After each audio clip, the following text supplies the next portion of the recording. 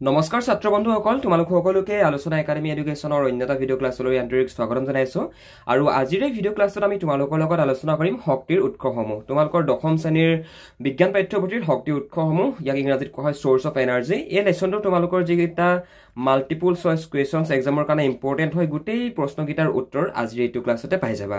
আৰু আজিৰ এই ক্লাছটো ইংলিছ আৰু আছামিজ দুইটা মিডিয়ামৰ কাৰণে বৈধ হ'ব গতিকে তোমালোকে যিটো মিডিয়ামৰ পৰা বিলং নকৰা লাগে ক্লাছটো সম্পূৰ্ণ চাবা তোমালোকে শেষৰলৈকে তোমালোকৰ গোটেই ইম্পৰ্টেন্ট এমসিকিউ খিনি যিখিনি কোৰ কনসেপ্টৰ পৰা ওলোৱা সম্ভাৱনা আছে গোটেইখিনি আমি এইটো ক্লাছতে দেখাই দিম সো প্ৰথমতে এক নম্বৰে যিটো এমসিকিউ দেখিছা এমসিকিউটো হৈছে যে কি তলৰ কোনটো সৌৰশক্তি আধাৰত নহয় এটো একচুয়ালি তোমালোকৰ 2024 যিটো এছএছএলসি এক্সাম হৈছিল হে এক্সামত আহি গৈছিল ওকে গতিকে তোমালোকক জাস্ট আমি এটো দেখুৱাই দিছো যে কোনকিটা পৰীক্ষাত আগৰ পৰীক্ষাকেইটা একচুয়ালি আহি গৈছে এক নম্বৰটো আহি গৈছে পৰীক্ষাত ইয়াত ইংৰাজীটো লিখা আছে ইংৰাজী মিডিয়ামৰ খিনি ইয়াতে চাই লব পাৰিবা দুই নম্বৰটো আহি গৈছে যে তলত দিয়া কোনটো শক্তিৰ নৱীকৰণযোগ্য উৎস নহয় শুদ্ধ উত্তৰ হৈছে জীৱাশ্ম ইন্ধন এতিয়া নৱীকৰণযোগ্য সম্পদ মানে কি অনৱীকৰণযোগ্য সম্পদ মানে কি জীৱাশ্ম ইন্ধন মানে কি গোটেইখিনি কথা তোমালোকক বুজাই হৈছে এতিয়া নৱীকৰণযোগ্য সম্পদ বুলি কোৱাৰ লগে লগে কাক বুজা যায় যিবিলাক সম্পদ আমি এবাৰ ব্যৱহাৰ কৰাৰ পিছত পুনৰ এবাৰ ব্যৱহাৰ কৰিব পাৰো সেইখিনি হে তেনেকুৱা ধৰণৰ সম্পদকেই আমি নৱীকৰণযোগ্য সম্পদ বুলি কওঁ উদাহৰণস্বৰূপে বতাহ পানী সূৰ্যৰ ৰশ্মি ওকে সূৰ্যৰ পোহৰ বতাহ পানী এইবিলাক সম্পদ নিহেষ হৈ নাযায় এইবিলাক সম্পদ আমি এবাৰ ব্যৱহাৰ কৰাৰ পৰৱৰ্তী পৰ্যায়ত আমি পুনৰ এবাৰ ব্যৱহাৰ কৰিব পাৰো হয়নে কিন্তু জীৱাশ্ম ইন্ধন যিবিলাক তোমাৰ ফসিল ফিউল আছে যিবিলাক জীৱাশ্ম ইন্ধন আছে উদাহৰণস্বৰূপে পেট্ৰল ডিজেল কয়লা বিভিন্ন ধৰণৰ প্ৰাকৃতিক গেছ সেইবিলাক জানো আমি এবাৰ ব্যৱহাৰ কৰাৰ পিছত পুনৰ এবাৰ ব্যৱহাৰ কৰিব পাৰো নোৱাৰো গতিকে এই প্ৰশ্নটোৰ উত্তৰত আমি লিখিম জীৱাশ্ম ইন্ধন মানে বস্তুবিলাক বিজ্ঞানত বস্তুটো এনেকুৱা ধৰণৰ হয় যে আন্ডাৰষ্টেণ্ডিংটো লাগে তোমালোকে বিজ্ঞানত কোনো এটা বস্তু মুখস্থ কৰি যদি পৰীক্ষা লিখিবলৈ যাম ভাবা তেনেহলে তোমালোকৰ প্ৰবলেম হ'ব বিজ্ঞান বিষয়টো মুখস্থ কৰি পঢ়া বিষয় নহয় বিজ্ঞান বিষয়টো পঢ়িবলৈ তোমালোকৰ আন্ডাৰষ্টেণ্ডিংটো লাগিব বুজি পালেহে পৰীক্ষাত প্ৰশ্নবিলাকৰ উত্তৰ কৰিব পাৰিবা যদি বুজি নোপোৱা তেতিয়া হলে তোমালোকৰ পৰীক্ষাৰ প্ৰশ্ন উত্তৰ কৰাত প্ৰবলেম হ'ব কিন্তু ওকে হেতু কাৰণে চেষ্টা কৰিবা ঘৰত সেলফ ষ্টাডি কৰিবা পঢ়িবা অলপ নিজে নিশ্চয় পাৰিবা ভাইটি ভণ্টিসকল ক্লাছটো আগনবঢ়াৰ আগতে তোমালোকৰ যদি কোনোবা ষ্টুডেণ্টৰ বিজ্ঞান বিষয়টো বুজি পোৱাত যদি সমস্যা হয় আৰু যদি তোমালোকে ঘৰতে বহি অনলাইন ভিত্তিত মোবাইল ফোনটোতে যদি বিজ্ঞান বিষয়টো পঢ়ো বুলি ভাবা তেনেহলে আমাৰ আলোচনা একাডেমীত বৰ্তমান এমসিকিউৰ লগতে তোমালোকৰ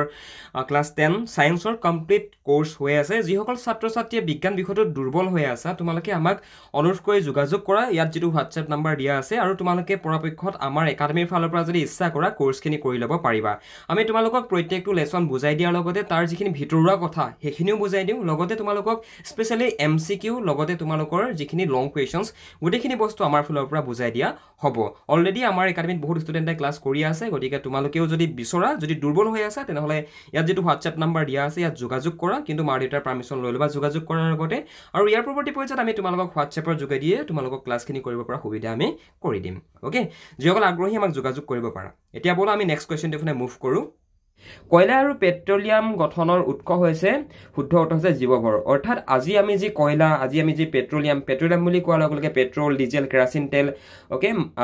লগতে তোমাৰ বিভিন্ন ধৰণৰ প্ৰাকৃতিক গেছ হেবিলাক যে আমি ব্যৱহাৰ কৰি আছো এই বস্তুবিলাক কেনেকৈ সৃষ্টি হোৱা ইয়াতো এটা ষ্টৰী আছে ইয়াতো এটা থিওৰি আছে যেটো থিওৰি সম্পৰ্কে মই তোমালোকক শক্তিৰ উৎসসমূহ লেসনটো পঢ়াওতে বুজাই আহিছো হয়নে শুদ্ধ উত্তৰ হ'ব হেকানে এটো কয় যে কয়লা আৰু পেট্ৰলিয়াম গঠনৰ উৎস হৈছে জীৱভৰ মানে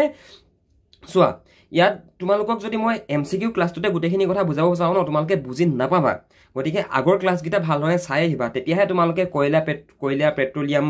কেনেকৈ সৃষ্টি হ'ল ওকে আমাৰ আজি আমি যিবিলাক কয়লা যিবিলাক পেট্ৰলিয়াম আমি ব্যৱহাৰ কৰি আছো যিবিলাক জীৱাশ্ম ইন্ধন ব্যৱহাৰ কৰি আছো সেইবিলাক কেনেকৈ সৃষ্টি হৈছে এই সম্পৰ্কে তোমালোকে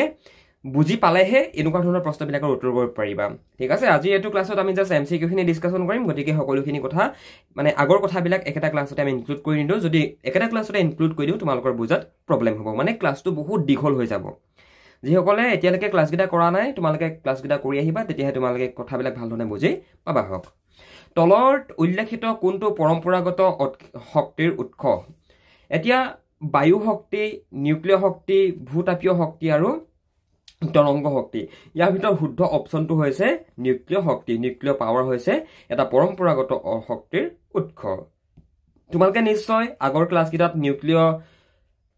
ফিউজন নতুবা নিউক্লিয়াৰ পাৱাৰ নিউক্লিয়াৰ এনাৰ্জি বিষয় শুনি আহিছা হয়নে নিউক্লিয়াৰ বোমৰ সম্পৰ্কে শুনি আহিছা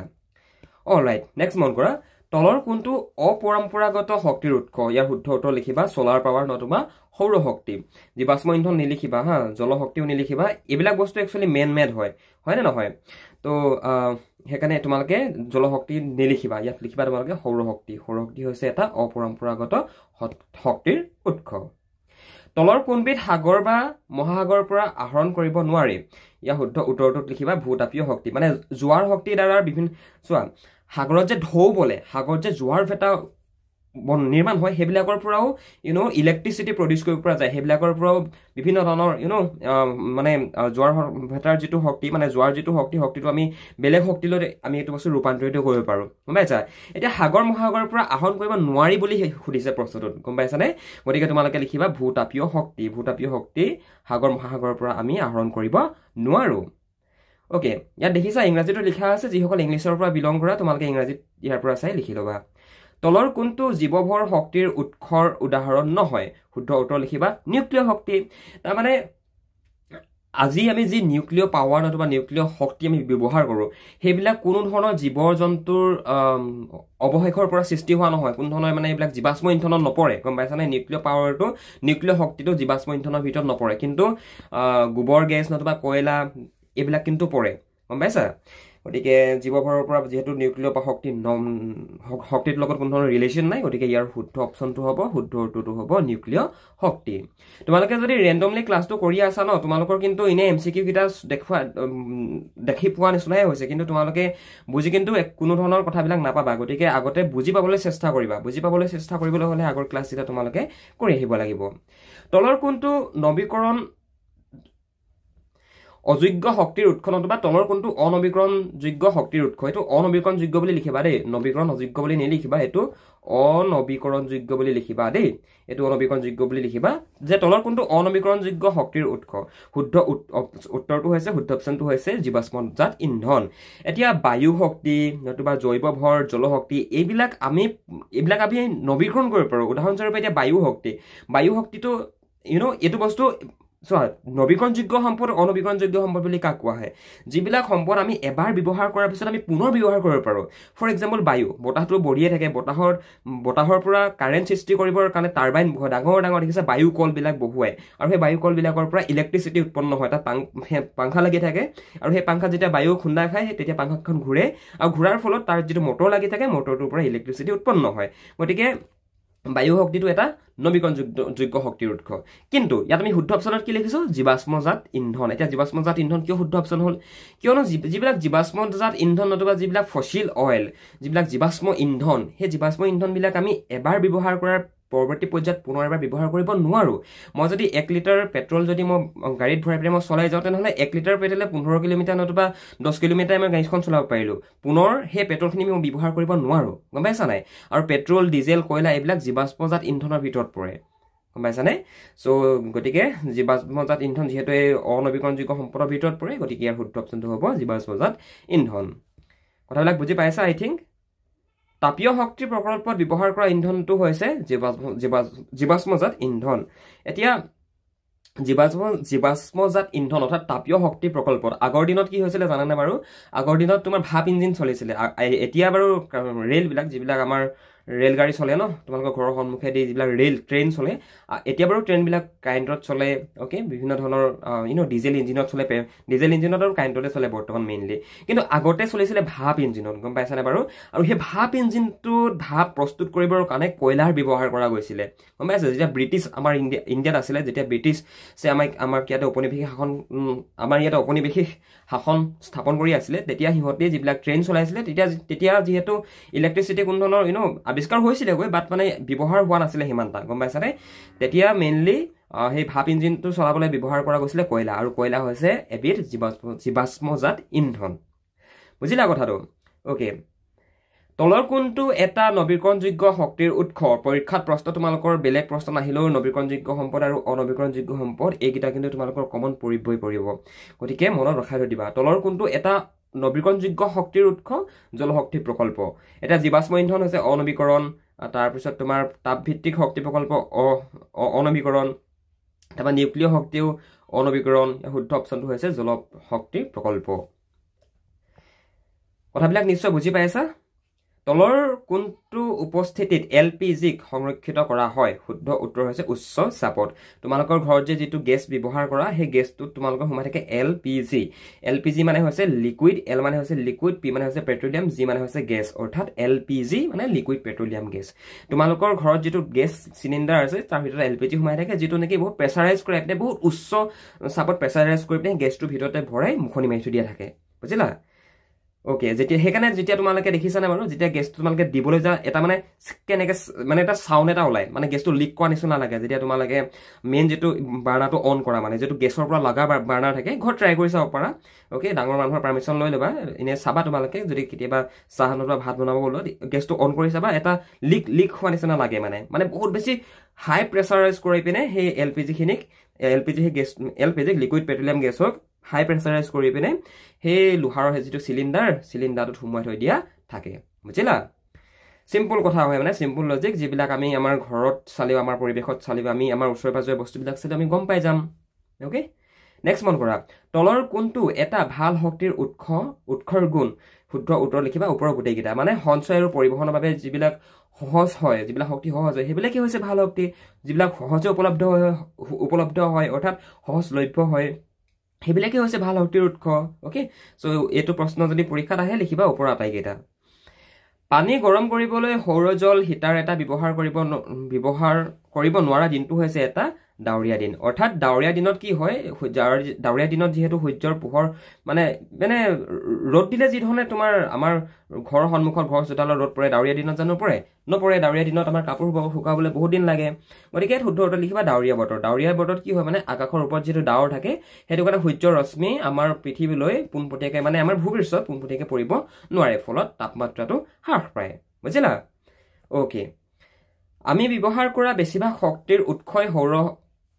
উৎসই সঞ্চিত সৌৰ শক্তিক প্ৰতিনিধিত্ব কৰে তলৰ কোনটো সূৰ্যৰ শক্তিৰ পৰা আহৰণ কৰা নহয়